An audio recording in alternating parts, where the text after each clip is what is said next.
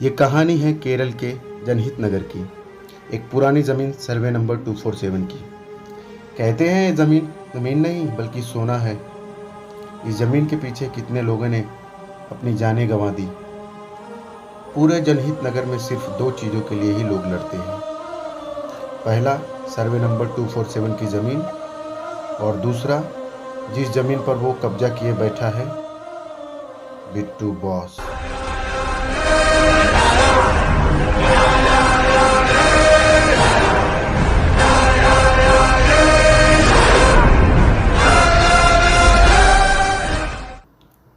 कहानी शुरू होती है अब।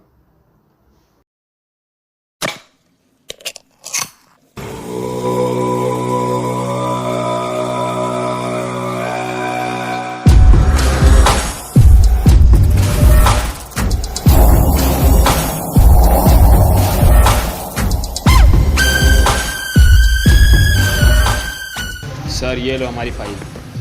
कोई हमारी ज़मीन को ज़बरदस्ती हमसे छीनना चाहता है।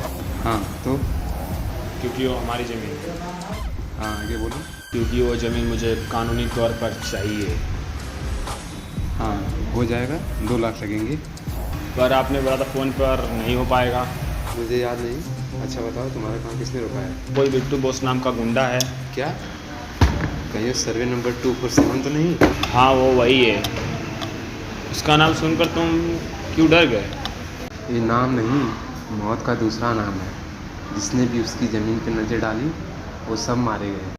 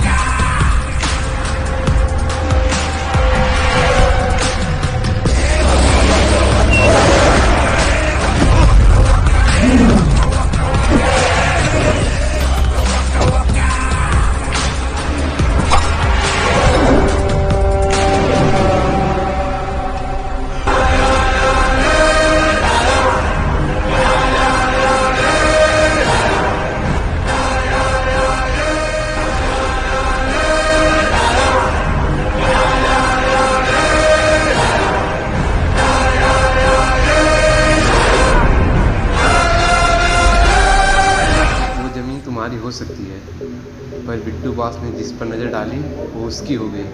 अच्छा होगा कि तुम उस ज़मीन को भूल जाओ। पर वो ज़मीन मैंने खरीदी है, उस पर सिर्फ मेरा हाथ है।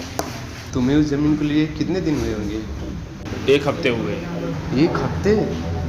इसका मतलब तुम्हारी मौत सबसे खास होगी। आखिर ये बिट्टू बॉस नाम का शख्स है कौन? ये नाम मौत का दूसरा नाम है। क्या ये वही है? नहीं, ये तो मानो बिट्टू का दायां हाथ है, इमरान।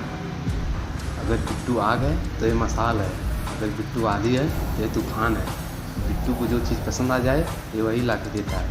अगर बिट्टू को कोई आंखों में चुभे तो उसे दफना देता है। ये रहा गांव के उत्तर की ओर।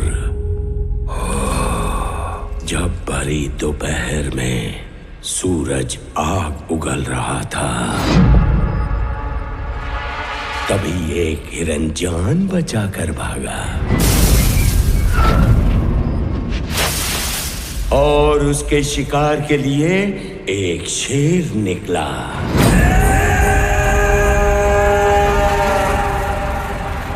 उसके सांस लेने से हवा थर्रा जाती है, तूफान रास्ता बदल लेता है। धरती पे पांव रखते ही भूकंप आ जाता है।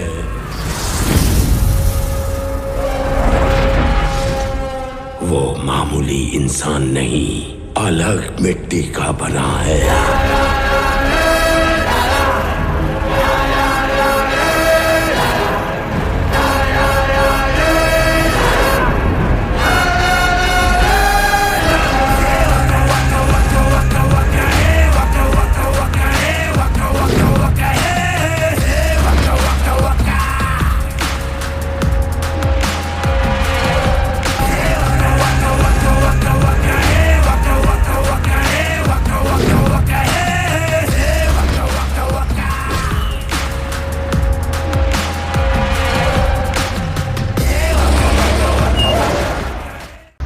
भलाई इसी में है, उस ज़मीन को भूल जाओ, कोई दूसरा ज़मीन देख लो। मैं ऐसे ही किसी को अपनी ज़मीन नहीं देना चाहता हूँ। इसके लिए मुझे अपनी जान देनी पड़े या ही किसी की जान लेनी पड़े। और हाँ, उससे कभी दुश्मनी करने की कोशिश मत करना, क्योंकि वो तो तुम्हें माफ़ कर देगा, पर उसके पीछे जो खड़ा है वो तुम्हें कभी नहीं छोड़ेगा। जब तक वो जिंदा है तुम उसे छू भी नहीं पाओगे।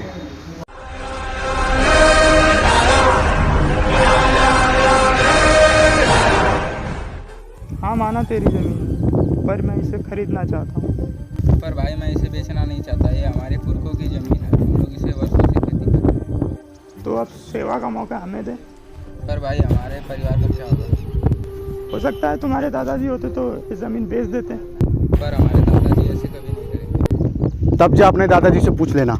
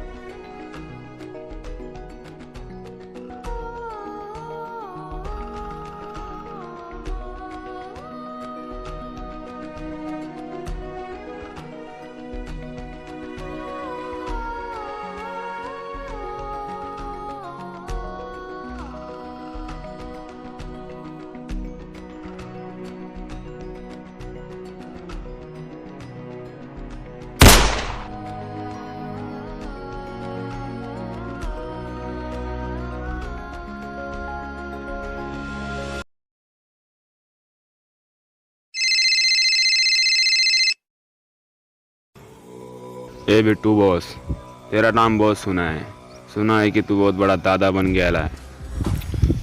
अब कैसा लग रहा है जो हमें पसंद करने वाला हमारे सामने दम तोड़ देता है। ठीक वैसे मेरे 2 आदमी को तूने मार डाला था। कुछ याद आ रहा है? वो मेरे ही आदमी थे। अब मैं तेरे धीरे धीरे चाहने वालों को मौत के घाट उतार डालूंगा मैं। पहले का काम तमाम, दूसरा तेरा दोस्त इमरान, उसको बोल दे कि अपनी मौत की तैयारी वो कर ले। तुझे क्या लगता है वो डर गया? नहीं भाई, वो डरने वालों में से नहीं। तू क्या उसके साइड है कि मेरे साइड है? अफकोर्स भाई, आपकी साइड। तो जा फिर अगला काम पूरा कर।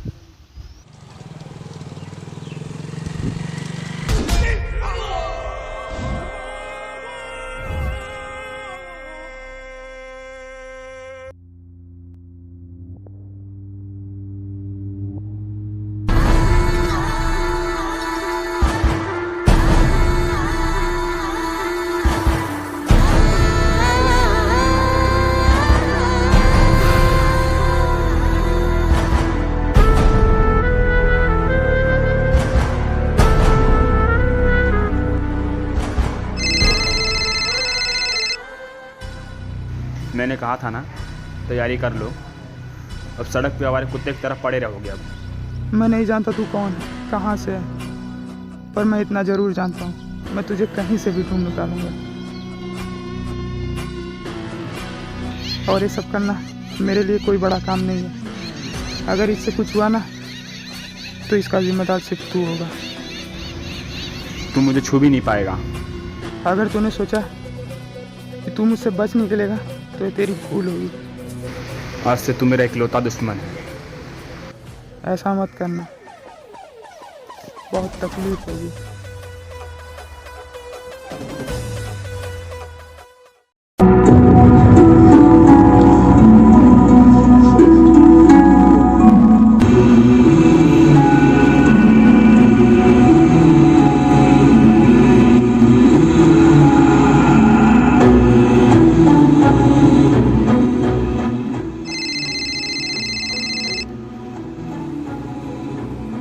वो मेरा हॉस्पिटल है, मेरे साइन के बिना तेरे दोस्त का इलाज नहीं हो सकता है, समझा क्या? आना कहाँ पे? अरे तू तो बड़ा समझदार निकला बे। चला जा कलेक्टर ऑफिस। उसके दोस्त पर हमला करने वालों को जल्द से जल्द ढूंढो, नहीं तो बिट्टू बॉस ढूंढने निकल गया, फिर गवर्नमेंट को नई प्रॉपर्टी ढूंढनी पड़ जाएगी, क्योंकि बिट्टू बॉस इतने लोगों को मारेगा कि जलाने के लिए जगह कम पड़ जाएगी।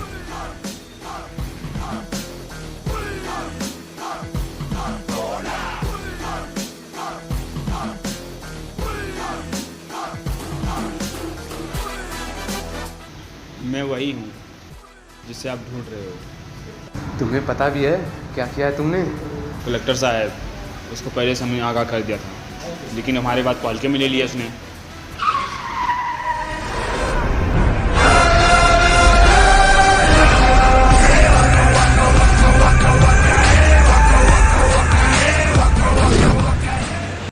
अरे बिट्टू बॉस, इन्हें तो इलाके का शेर कहते हैं। अभी देखो भीगी बिल्ली के जैसा खड़ा है।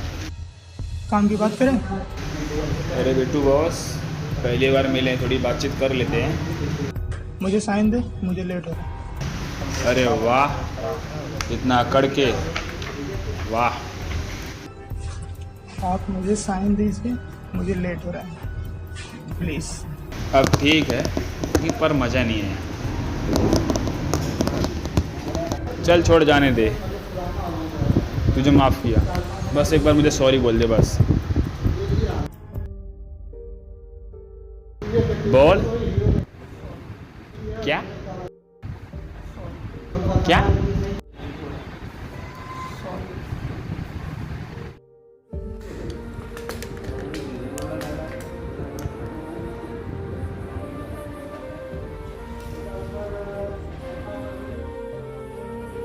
अभी तू जा सकता है, जा। मैं अपनी पूरी लाइफ में पहली बार किसी को इसको सॉरी बोलते हुए देखा हूँ। First time. कहते हैं कि हर 30 साल में जीने का लक्ष्य बदलता ज़रूर है, लेकिन हर जनरेशन में एक बंदा आता है अपनी नई सोच लेकर, और वो अकेला आता है। तुम्हें लगता है उससे सॉरी बुलवा कर तुम जीत गए? तुम्हारी भूल है। उसने सॉरी बोला तो सिर्फ अपने दोस्त के लिए।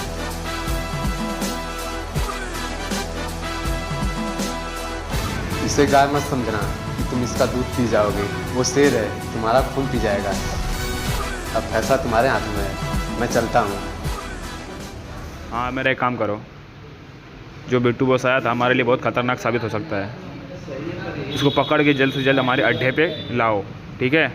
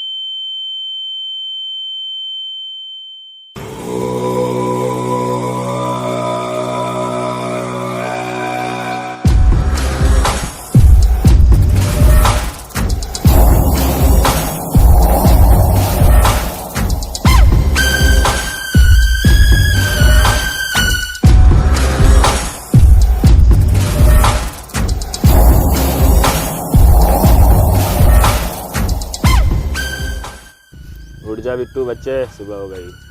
तू अपने घर से हजारों मील दूर है और तुझे बचाने वाला भी कोई नहीं है, ना तू बचेगा भी, समझा?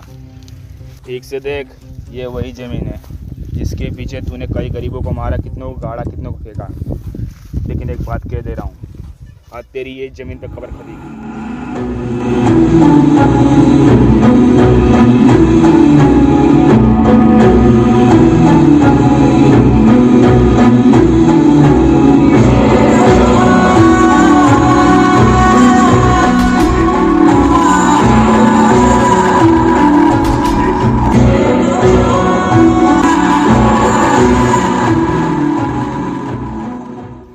मुझे पता है तू हारने वाली बाजी खेल रहा है। आज चाहे तू जीत का जश्न मना ले, मगर आगे तू मौत का माता माना। तू भूल जा कि इधर तुझे कोई बचाने आने वाला है।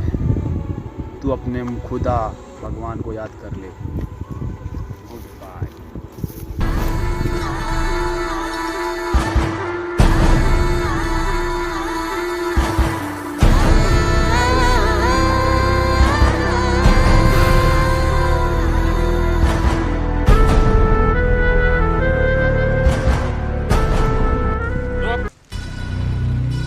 तुमसे मैंने कहा था कि उसके दोस्त के रहते हुए तुम उसका कुछ नहीं बिगाड़ सकते, उसको तो मैंने मार दिया था।